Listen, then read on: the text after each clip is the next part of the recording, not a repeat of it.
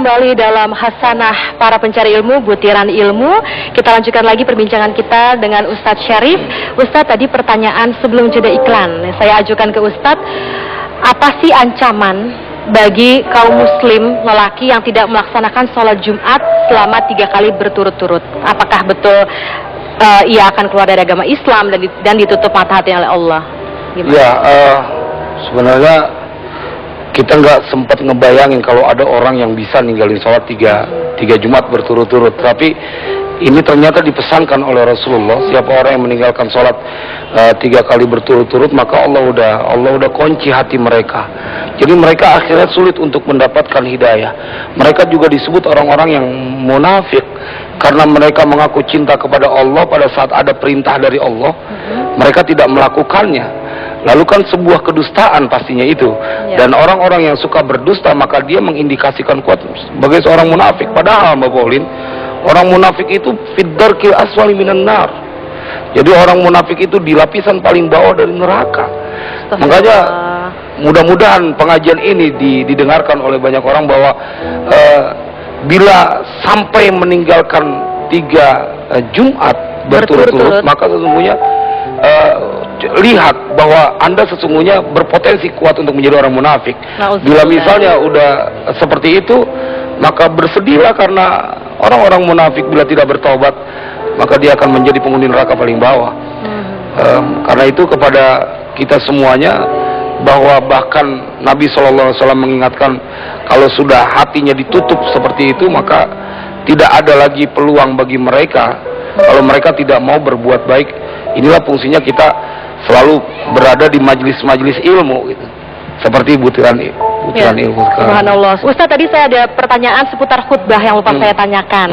Baiknya khotib itu mengambil tema tentang apa sih yang sesuai dengan tauladan dari Rasulullah? Ya, dalam kitab fikih ini disebut maudhu'u khutbatil jum'ah. Ini menjadi tema-tema dalam khutbah Jumat, dan ini rasanya perlu menjadi peringatan buat kita semua yang bertugas sebagai khotib, bahwa khutbah itu sebagai tempat atau waktu yang disediakan untuk mengajak orang kembali kepada Allah, ketauhidan, keimanan, mengajak kepada mengenalkan sifat-sifat Allah, terus menggelorakan semangat untuk berbuat baik, mengingatkan ancaman tentang neraka, mengingatkan hadiah tentang surga. Seharusnya perihal itu jangan sampai khotib ini kemudian memanfaatkan waktu untuk menghujat orang, untuk kemudian kepentingan golongan atau kelompok. Ini menurut saya penyelewengan dari kesempatan untuk mengajak orang bertakwa kepada Allah, justru diajak lagi untuk ingat dunia gitu. Ya, jadi memang harus pandai-pandai juga memilih, karena Rasulullah tidak pernah keluar bercerita tentang dunia kalau udah urusan khotib. Kalau khotib tidak pandai memilih materi, ini kesempatan yang disia-siakan. Tidak batal khutbahnya, tetapi sayang mereka tidak mendapatkan pencerahan. Hanya menjadi sia-sia saja. Menjadi sia-sia, tidak ada pencerahan, orang tidak ada himmah untuk beribadah dari lantaran materi khutbahnya tidak nyambung dengan ibadah. Berbicara tentang ketika kita menjadi jamaah dan mendengarkan khutbah, hal-hal apa saja sih yang dilarang ketika khotib memberikan khutbahnya? Ya, ada pesan dari Nabi SAW ketika khotib sedang menyampaikan khutbahnya, fastami'u wa ansitu, maka dengarkanlah dan simaklah, diamlah. Jadi ada orang yang mendengarkan tapi dia sambil berbicara, nggak boleh juga tuh. Faqad lagot, maka mereka termasuk orang yang sudah sia-sia dalam sholatnya. Jadi nggak boleh keluar dari lisannya ngomong pada saat ada khotib yang sedang berkhutbah, termasuk mengingatkan teman di sampingnya untuk diam, kan secara verbal dia keluar tuh kata-kata. Itu juga dia termasuk tuh, nggak boleh. Dilarang ya? Dilarang, menunjukkan bahwa bagaimana Rasulullah SAW, ini momen serius nih khutbah nih, ente jangan macam-macam. Makanya khotib juga harus dipersiapkan.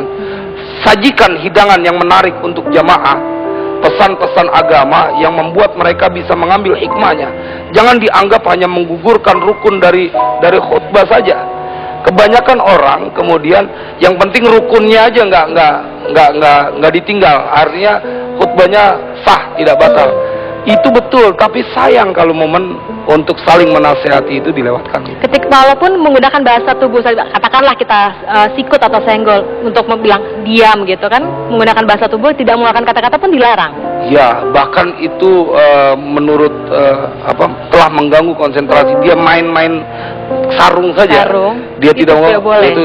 Itu udah mengganggu dalam kehusyuan dia atau keseriusan dia dalam beribadah. Nah, solusi untuk menghadapi orang yang tidak fokus beribadah mendengarkan khotbah gimana Ustaz? Kita diamkan saja gitu. Pertama, mungkin sebelum terjadi sholat Jumat itu, karena kan yang tidak boleh itu sholat berbicara pada saat khotib sedang berkhutbah. Sebelum dan sudahnya boleh. Nah, sebelumnya harus diingatkan. Itulah tugas juru dakwah. Bagaimana kemudian mereka mengingatkan, dan mudah-mudahan pengajian kita ini hari ini juga Mbak Pauline menjadi sebuah pencerahan. Oh iya, ternyata Jumat itu begitu luar biasa. Oh iya, nih akhlaknya. Ini sebagai jamaah kayak begini seharusnya, sebagai khotib harusnya kayak begini. Jadi tugas juru dakwah untuk mengingatkan bahwa ente kudu serius kalau bicara Jumat, karena banyak karunia yang Allah berikan. Harus serius seminggu sekali lagi ya Ustaz. Seminggu sekali gitu. Ya, subhanallah. Pemirsa, kita lanjutkan lagi di segmen berikutnya, pembahasan tentang keistimewaan sholat Jumat. Kita kembali lagi tetap di Butiran Ilmu Hasanah para pencari ilmu.